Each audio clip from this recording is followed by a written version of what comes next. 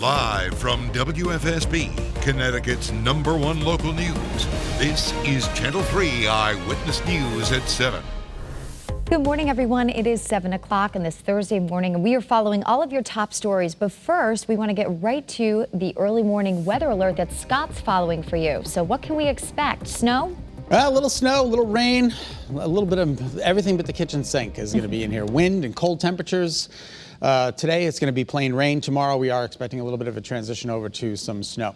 Our Channel 3 early warning radar starting to fill in right now. We are starting to see a little bit of very light rain out there, and we do have some fog to greet you this morning, so please be careful driving around. Some locations reduced to about a mile. Here's our Old Saybrook iCam looking pretty good. As you can see there, we have some good visibility in New London as well. But in other parts of the state, it's not so great. I know I was driving through some pretty tough fog. You can see here as our Rocky Hill vantage point towards the skyline of Hartford looking very foggy, and fog within the city of Hartford looking out at the suburbs. So just be careful. It is quite foggy this morning. Temperatures out there, we've pretty much achieved our daytime high. That's about it. We might get a degree or two warmer in certain locations, but we're expecting highs today between about 49 and 51. And the winds starting to pick up out of the northeast. It is an unfavorable direction for us. It's adding to the chill out there this morning. So bundle up, grab that jacket. You're going to need it throughout the day today, along with the umbrella, because we are expecting 1 to 2 inches of rain. All right, again, our regional radar, for the most part, just starting to fill in. And boy, is there a lot more rain to the south and west. Let's just widen out the shot here. You can see all of this rain. You've got the remnants of tropical storm, Hurricane Zeta, now a tropical storm, pushing through parts of Kentucky, Tennessee, the Virginias. It's moving quickly, and that's some good news, but it is going to bring us a pretty good amount of rain, which is also, I guess, good news because we do need the rain. Notice the icons there, 8, 10, 12, 3, 6. Icons are wet and temperatures near 50 degrees. 50 degrees along the shoreline. Icons are wet. Okay, across the board. So rain is expected, 1 to 2 plus inches could be falling in the state. Some snow tomorrow morning. It looks like a bit of a transition over to some snow. All right, so here's Futurecast tomorrow's weather today. We take a look at some rain during the day today. Heavy rain tonight through early tomorrow morning. This is midnight tonight. Still raining tomorrow morning when you join us, but then we start to see a little bit of a transition over to some snow. Everybody gets snow by about 10, 11 o'clock noon time tomorrow. According to this particular model, it's still snowing, but it's quickly gone by 2, 3 o'clock in the afternoon, and then we're under partly sunny skies tomorrow late in the day. So it's a quick moving system, but, well, I shouldn't say quick. It's going to last today and tomorrow, but it quickly moves out tomorrow afternoon. 1 to 2 inches expected in northeast, northwest Connecticut, especially on the grassy surfaces, but on the roads and those in the highest elevations, there could be some slick spots tomorrow, mid to late morning. And then it's 0 to 1 inch on the grassy surfaces in the greater Hartford area. And you will see flakes flying around along the shoreline, but there won't be any accumulation along the I-95 corridor.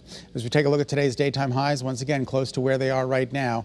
And your 7-day forecast includes a nasty day today, nasty day for the beginning of tomorrow. Tomorrow, latter part of the day looks better. Saturday looks amazing. Sunny skies, but it is going to be chilly with a high of 48. Temperatures dropping back into the upper 30s, low 40s for the trick-or-treaters. Set the clocks back an hour before you go to bed. Saturday night, Sunday, 58 degrees, a milder day with some showers. And then Monday and Tuesday, woo, that's some chilly temperatures for Election Day, a high of only 45 under partly sunny to mostly sunny skies. 7:04 is now the time. Nicole, we'll send it back to you. All right, thanks, Scott.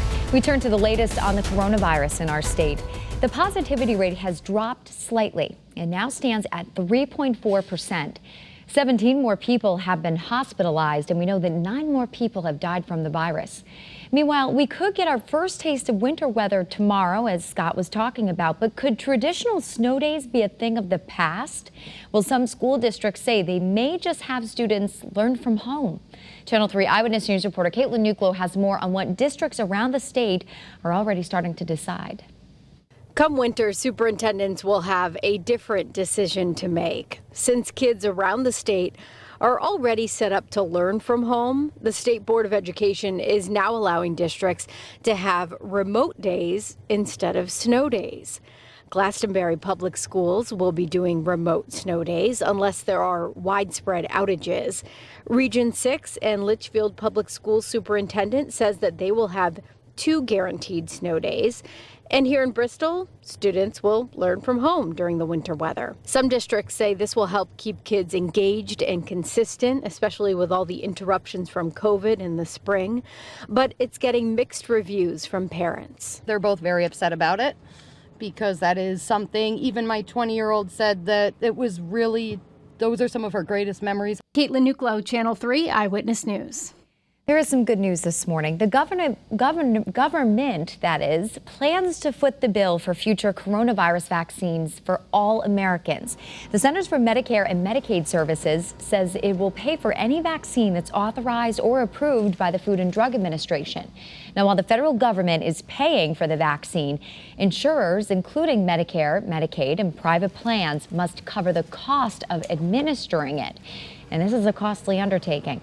The agency says if the 62 million people in the Medicare program were to get vaccinated, it would cost around $2.6 billion. Over now to Meriden, where the mayor expects to get an orange COVID-19 alert from the state today. This comes as the city has been seeing an uptick in COVID-19 cases. 62 new cases were reported in the past week, and that's double what they had 2 weeks ago. A rise to orange status from the yellow that they're currently in would put some more restrictions on gathering and capacity sizes. We're looking at not just orange, but also red. And what would that mean for Meriden? The mayor of Meriden is currently self-quarantining this morning. He has what he believes is a head cold, but he did get tested and just wanted to be safe, and he's waiting for those results. In New Haven, as students get ready to return to school in less than 2 weeks, the Elm City is hoping to team up with Yale to provide the saliva COVID-19 tests to both students and staff. There is a preference for testing and screening, and the saliva screening will allow for an easy, very efficient way for us to be able to identify from a pool of students and then just be able to focus in on those that are positive and isolate them as needed. And while the tests typically run between $10 and $15 to screen all school and staff for the entire year, it would cost $500,000. But Yale Public Health is working with an organization called Testing for America to pick up the tab for the initial 6-week program. Channel 3 is your election authority, and with just 5 days to go now before the 2020 election, the 2 presidential candidates are making their final pitches to voters, and each one has a different view about how to handle the coronavirus pandemic. Here's Channel 3's Nancy Chen with the latest from Washington. Democratic nominee Joe Biden and his wife Jill voted in Wilmington, Delaware yesterday, joining the more than 75 million Americans who've already cast their ballots. Y'all stay strong. Biden took part in a pair of online events on Wednesday. One was a virtual town hall hosted by Oprah Winfrey. The other, a remote coronavirus briefing with public health experts. I'm not running on the false promise of being able to end this pandemic by flipping a switch. But what I can promise you is this. We will start on day 1 doing the right things. Campaigning in Arizona, President Trump insisted the coronavirus is under control. Because we understand it now. We understand it. People are getting better. The president dismissed polls showing him trailing Biden in key states like Michigan, Wisconsin, and Nevada. We're doing much better than anticipated. We assumed a certain number. I think they are underperforming. And I think on Tuesday, we're going to overperform. The vice presidential candidates are also spending time in battleground states as they hope to shore up the support needed to reach the 270 electoral votes that will win the White House. Just 6 days away from a great victory all across the state of Wisconsin and all across America. Our values tell us we have witnessed the worst, the biggest disaster of any presidential administration in the history of this country. Democrats claimed 2 election-related wins at the Supreme Court yesterday. The justices allowed North Carolina and Pennsylvania to count late-arriving mailed-in ballots. Nancy Chen, CBS News, Washington. More than 2 million people have already registered to vote right here in Connecticut, and some cities here in our state are offering some extended services to make sure you have a chance to turn in your absentee ballot on time. In New London, the city clerk's office staff will be available this Saturday from 10 to 1 and then Sunday from 1 to 4. New Haven is offering curbside absentee ballot voting this weekend from 11 to 5. And on Monday, absentee voting will be available by appointment only. So to learn more, just head over to the Channel 3 app. Now, a Channel 3 exclusive. A rare and an amazing sight caught right off the shore in Old Lyme. Look at that. This video is now going viral. A humpback whale was spotted right in the Long Island Sound. This is the first time a humpback has been documented in our state since 2017. I see this big bunker shooting out of the water, and then a big mouth came right up and ate 1,000 bunker in one gulp, and I was like, I gotta get this on film. And I've been fishing this area for 30 years. I've never seen a humpback whale in this area.